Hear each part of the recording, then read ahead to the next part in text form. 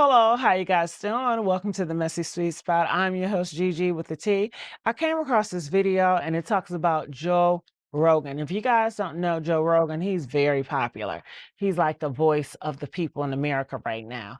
Well, they are saying that he has a lot of things to say about Diddy, almost like he's mocking him about the Cassie. They said Joe mocks Diddy after Cassie becomes key witness. Okay, you guys know that Cassie, she is the key witness that's going to take Diddy down. It's really about Cassie versus Diddy, and they just have this other stuff. I don't know because I feel like if Cassie case was so strong, they wouldn't need all this other hocus pocus things and all this stuff. But it seemed like they need a lot of stuff in order to make this a strong case for Cassie, because a lot of people feel like the Me Too movement has dead or is dying, where the public is just not believing women. Even though we did see the video of him, Diddy beating her down, a lot of people, it's not enough for them. You know, a lot of women, even a lot of women, it's not enough for them. So we are in the era where Me Too movement is dying, where it's getting harder to trust women's voices. You know, and a lot of women are not for women when it comes to believing women, whatever they say. So that is the era we are in. So this trial would determine, are we still in the Me Too movement or are we out of the Me Too movement? So I want you guys to watch this video and let us know what you guys think, and let's hear what Joe has to say about all this. Make sure you guys like, share, subscribe here, and let's see what they have to say. Day 4 of Diddy's trial is over, and it has now been confirmed that Cassie will be the first person to testify against Diddy. Diddy's lawyers are claiming that Cassie was beating Diddy and that Diddy was actually the victim. Joe Rogan has discussed how Cassie's testimony will end Diddy's career, and this proves that Cassie witnessed firsthand how Diddy was running his entire operation. Juror selection is almost complete, and Diddy just told the judge he is nervous about what's going to happen to him.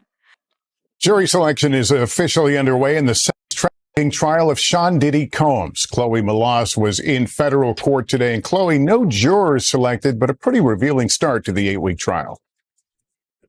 Lester, that's right. It was an illuminating first day of court. Combs entered the courtroom wearing a crew neck sweater and a white button-down shirt. He had some gray in his hair and in his goatee. And at one point, he told the judge that he needed to use the bathroom and that he was feeling a little bit nervous. Now, also, several celebrities were named today, although they haven't been accused of any wrongdoing. They might be mentioned during the course of the trial. Their names are Michael B. Jordan, Mike Myers, Kanye West, and his former girlfriend, Cassie Ventura, who has accused him of years of physical and emotional abuse.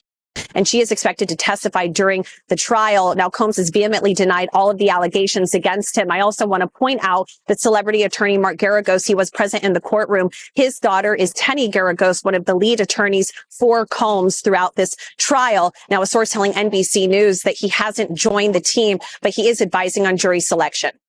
Court documents have confirmed that Cassie will be questioned. However, Diddy's legal team claims that there was hitting on both sides, and Diddy is actually the real victim here. Mark Agnifilo, Diddy's lawyer, claimed that Cassie Ventura was a strong person who wouldn't have been coerced into sex by Combs. The judge, however, disagreed and said that strong women can also be coerced. All right. Now, let's get into what's going on with this Diddy trial, because there are some new things coming out as they're in the courtroom. And one thing that Diddy's defense team is leaning in on is saying that, yes, Diddy was abusive toward his ex Cassie, but they're also saying that she was no angel and allegedly got violent with him as well. It's day 4 of the Diddy trial, and the prosecutor and Diddy's attorney had a very interesting exchange with the judge. It kicked off with Johnson telling the judge that the victim one, who they believe is Cassie, will not be cross-examined about certain medical issues. But that's when Diddy's attorney said the defense is going to take the position there was a mutual violence in their relationship, hitting on both sides, DV, domestic violence. He said, we are absolutely going to admit to domestic violence, but at what point does it become coercive? And that's when the judge clarified, saying, you're arguing that they are just violent. And he said, right, we are saying that it's relevant. They also said they're submitting a letter to the court on the topic, and they're going to offer 2 cell phone videos and the corrected CNN footage of that infamous tape where you saw Diddy beating Cassie up at the Intercontinental Hotel in LA. If you recall, Diddy's team have been saying that tape was doctored. There was more to it. And so I guess they have the full video they are claiming that they're planning to bring up in court. So we'll see what happens. What Diddy's team is claiming now is unbelievable. Right after the video of Diddy beating Cassie went viral, Diddy issued an apology where he claimed that he was 100% responsible for what went on. Everyone can clearly see in the video that Cassie never stood up to Diddy once in the video. All she wanted to do was get away, but Diddy violently beat her and dragged her back into the room. After looking at that video, it is crazy to claim that Diddy was the victim. When I looked at that thing, to be honest, I thought that the people who was watching it, because you know at those hotels, they have security personnel that watch that stuff. And if they didn't call the police, they should be in jail. I don't care what nobody say. You know, whoever watched that tape and didn't submit that to the authorities, they should be brought up on charges. Why do you think the video is barely coming out right now? Because you got a lot of people, you know, that's wondering why it took so long. First of all, they know that Puff probably paid the security personnel, like, because he knew it was on camera. When he made it to the hallway, when she made it to that phone, once that phone picked up, that's going straight to security. That's for emergency purposes only. So either the concierge or somebody that's handling emergency type situations when she picked up that phone. So now Puff probably had somebody pay them off. 9 times out of 10, he had somebody pay them off, bruh. So difficult to reflect on the darkest times in your life. Sometimes you got to do that. I was fucked up. I mean, I hit rock bottom. But I make no excuses. My behavior on that video is inexcusable.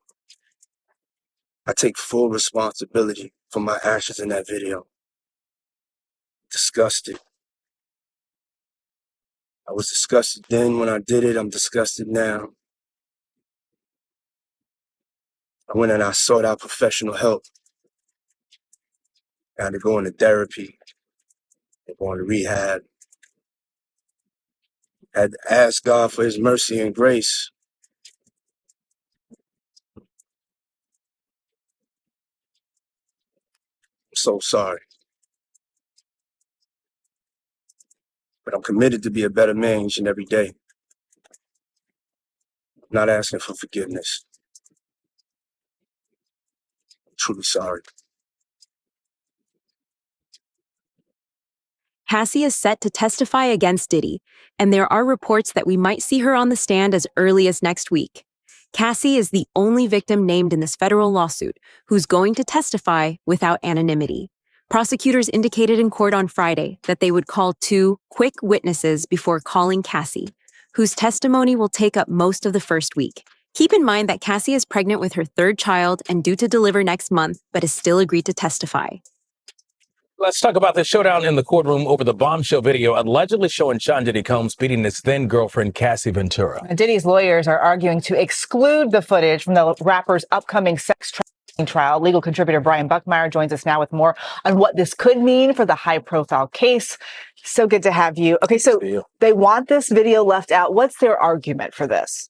So Mark Agnifilo, Sean Combs' attorney, is arguing that, and you probably hear this phrase, this is not a true and accurate representation of what the video depicts. He's saying a number of arguments that the CNN had taken this video and sped it up. They kind of chopped it up into this montage, and it's not accurate. He's also making the allegation that the original video no longer exists. And so because this isn't accurate, the jury shouldn't see it. And according to Diddy's attorneys, because the original doesn't exist or it's been tampered with, no video such as this should be presented to the jury. So what does CNN say about these claims? So CNN has come out and said, we did not alter it. We did not change anything. And in fact, they're saying that they do have the original as well. So on multiple levels, Sean Combs' argument kind of falls flat because if it is sped up, and I think there is some degree of it's being sped up, if the original still exists, that can still be used as evidence against Sean Combs, not necessarily to the allegations of craft RICO conspiracy or the transportation for purpose of prostitution, but to show that this is a force that it was used to keep victim number one, who we believe to be Cassie in this video,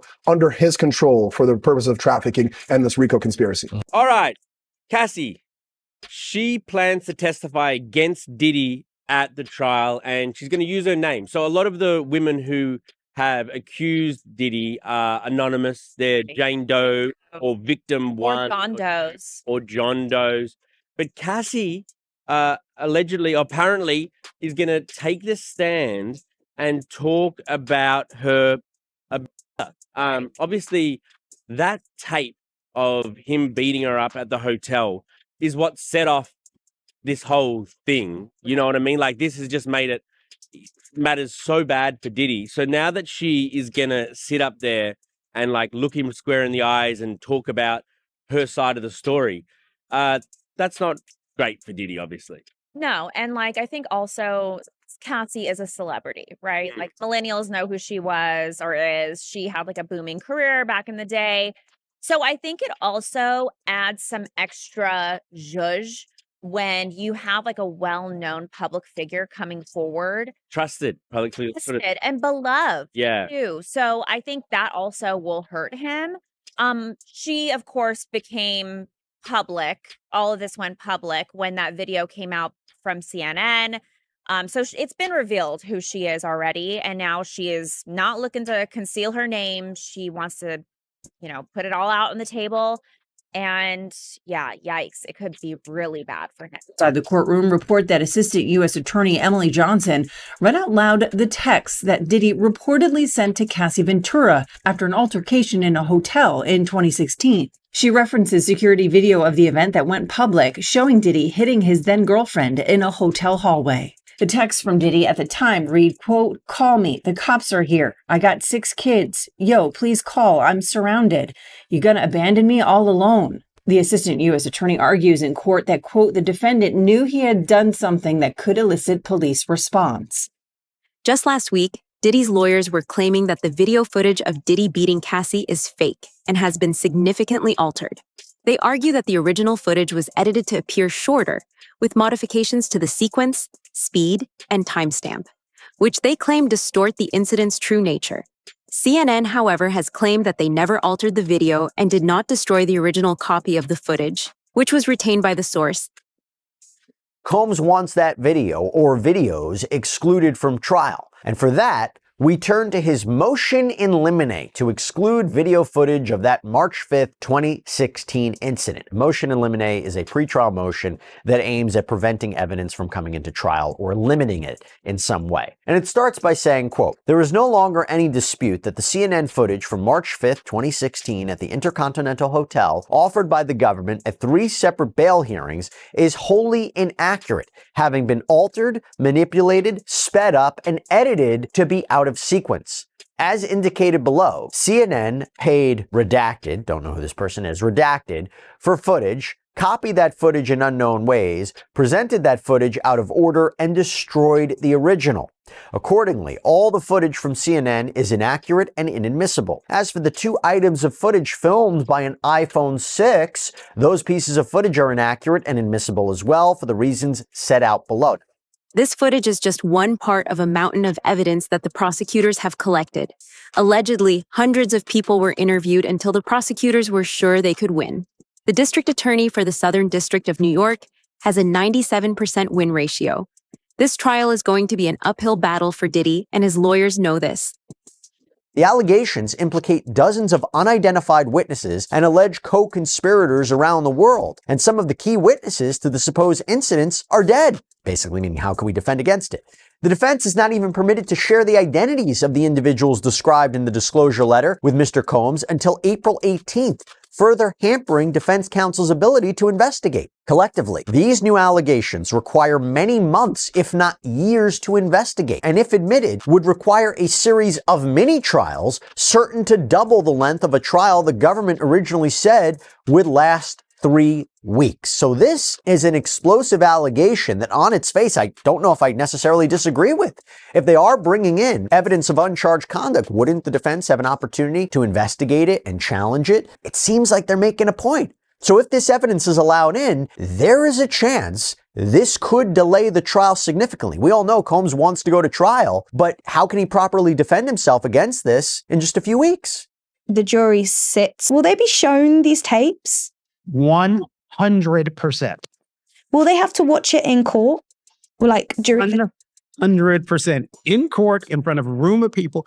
And so that's the other thing that's awful. They are going to be watching basically for hours on end in front of people. So in front of victim one, whoever it may be, there's going to be played in the federal courtroom.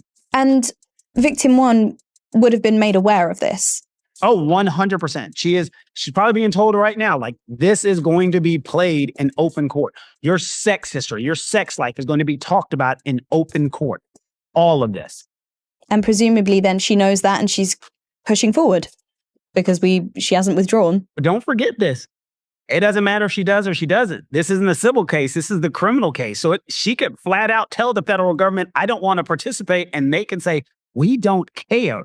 This is a crime. Crimes are against the United States, not against, they keep calling her victim one, but don't forget, she's a witness to a crime. So it doesn't matter. She went to them in today and said, I'm not participating. Their response, we don't care. Get you. Diddy's lawyers are desperately trying to get these tapes removed from the evidence. Diddy's attorneys are challenging the search warrants used to search his homes in Los Angeles and Miami, arguing that they were unconstitutional. They claim the warrant applications were illegal and everything that the Fed seized should be excluded. Now to Sean Diddy Combs, looking to suppress evidence in his federal trial. Senior investigative correspondent Aaron Katersky is back with the story. Good morning again, Aaron. And to you, Michael. You'll remember federal agents from Homeland Security investigations were hardly shy when they raided Sean Combs' opulent homes in Los Angeles and Miami, guns drawn. The jailed music mogul now argues those searches and other searches of his iCloud accounts, electronic devices, and New York City hotel room following his arrest were unconstitutional. His lawyers argue evidence obtained through those searches must be suppressed. Diddy's lawyers say the government presented a grossly distorted picture of reality when applying for the search warrants, omitting certain facts and including salacious details from an unnamed producer that were never credible. Combs has pleaded not guilty to racketeering conspiracy, sex trafficking, and prostitution charges. The defense is also arguing here his ex-girlfriend, Cassie Ventura, was a willing participant in drug-fueled sex performances called freak-offs, not coerced, as prosecutors allege. This latest challenge to his case comes 3 months before trial, and as Combs loses one of his attorneys, Anthony Rico says under no circumstances can he continue to represent Combs. He offered no details about that decision, Robin. Okay. All right. Thanks to you, Aaron. Jury selection is almost complete, and the jurors have confirmed that they're comfortable viewing Diddy's freak-off tapes. Diddy claims that the actions filmed in the freak-off tapes are all consensual and he didn't abuse anyone. This is what the jurors are there to decide. They're going to look at the footage and decide if what Diddy is partaking in looks consensual or forced. The other thing I wanted to ask you that I found fascinating is that Diddy reportedly yesterday asked that judge for a bathroom break, telling the judge, I'm sorry, Your Honor, I'm a little nervous today. Were you surprised that he admitted that? And what do you think that reveals about him ahead of opening statements? I'm so glad you brought that up. Look, I've said it before. I'll say it again. The fact that we are going to trial in under a year from when a defendant is arrested and indicted at the federal level doesn't happen. But Combs has been pushing towards this trial date. He doesn't want to spend one more day behind in federal lockup. Having said that, you're now at this case, and the government, this is the Southern District of New York, they don't move forward with the case unless they feel they have the goods. He's looking at not only life in prison, and the maximum charge, but potentially decades in prison. The third charge that he's facing, transportation to engage in prostitution, that can carry 10 years in prison. And some argue that's the most straightforward charge to actually convict him on. So I think he's feeling the weight of what's happening. Jury selection, a panel of his peers coming in to decide his fate. It is real right now for him. Of course, they're all going to know who Sean Combs is, but they're going to need to find jurors who, despite the fact that they are familiar with Diddy, they still can be fair. Prosecutors say Combs turned his significant business interests into a criminal enterprise to plan elaborate sex parties, including drug-fueled marathons where women were coerced into sex and then threatened if they didn't keep quiet. the jury pool filling out a 17-page questionnaire, answering questions about their impartiality amid warnings the evidence is graphic and sexually explicit. The judge has drilled down on some of those questions that they answered in the questionnaire to see whether or not they had any issues to serving in this trial. Joe Rogan has talked about Diddy multiple times in his podcast, and the reports he has heard line up with what people are saying about Diddy and what Cassie is claiming. Diddy would hire professionals to have sex with Cassie and was pimping Cassie out to other men too. According to Joe Rogan, all of this was because Diddy had been corrupted by extreme wealth and power. There's so many horrific accusations though involving young singers, young children. Yeah, it's disgusting. Insane. He makes R. Kelly look like a decent guy. Yeah. It's so crazy. It is crazy. And meanwhile, the guy was like hanging out with Oprah, hanging out with Obama. Jay-Z, everybody. I'm sure the Clintons were there at some point. Maybe Bill.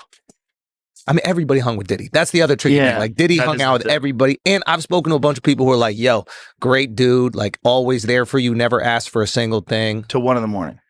And then freak off. Everybody says, get out of the house. Yeah. It's like the gremlins start eating after midnight. Everybody tells the stories like, I saw I go upstairs and these dudes are fucking like right on the couch. Yeah. And then I go in this room and these guys are fucking. And it's like, and pros. Like, apparently he was getting male gigolos to fuck girls. Girls? Yeah, that was one of the rumors. Like, the Male freak off. So gigolos? he would hire the professional dicks to have sex with the girls. And I think he would watch, allegedly. That's what was alleged, I think. Yeah, there's a lot of crazy stuff going on. And that's the other thing. Like, I wonder, like, is that just a power thing? It's a Caligula thing. What does that mean? Caligula, like the emperor.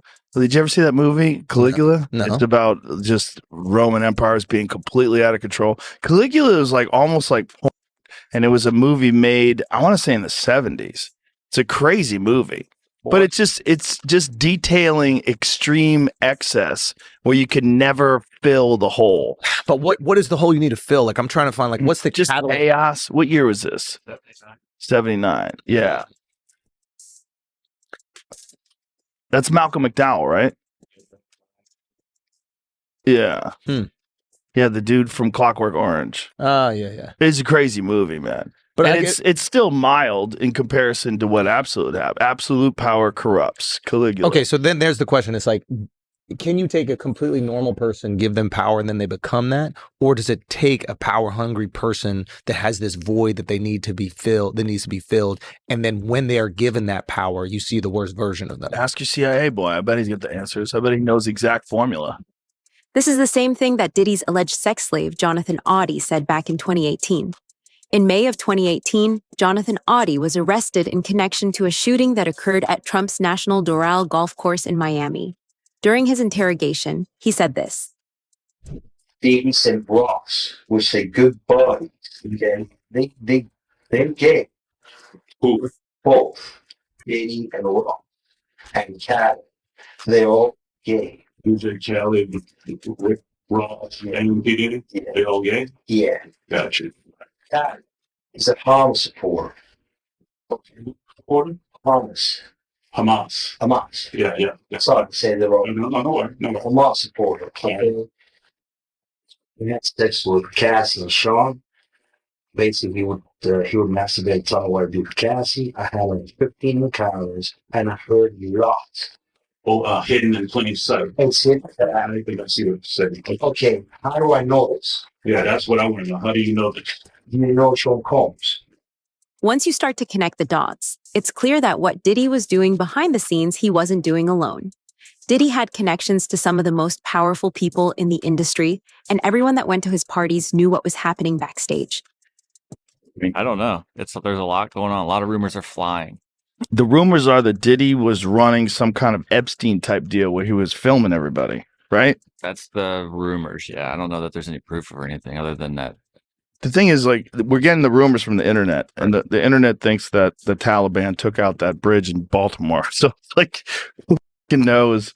Who knows what's real? That's what Diddy's lawyers, I think, said. It was like that. These are just trumped up charges. Not trumped up. I don't think they said that, but like bullshit charges.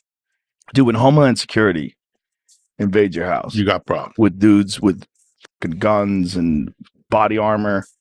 There's Someone said that they weren't there to take stuff; they were there to delete everything.